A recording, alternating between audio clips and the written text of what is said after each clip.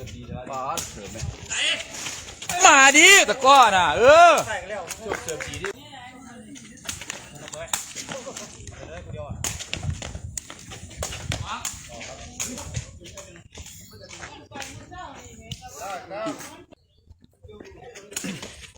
เร็ว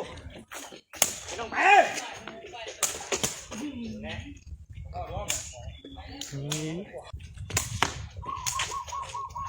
ใส่ดิตะก้อนอ่ะ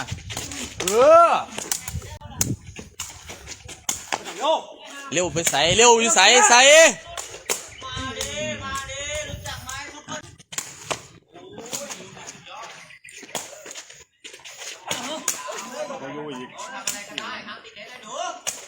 โอ้ยหนวดเอ้ยแหมแต้มแหมโอ้โหน่าเสียดายนะครับลูกนี้พี่โชคเกี่ยวที่สวยโน้นโพแจ้ยก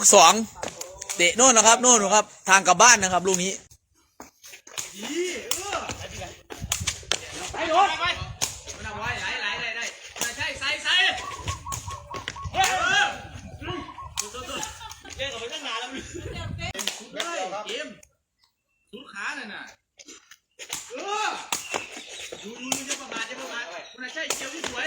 น่าไว้ไหลใจเย็นใส่ลงไป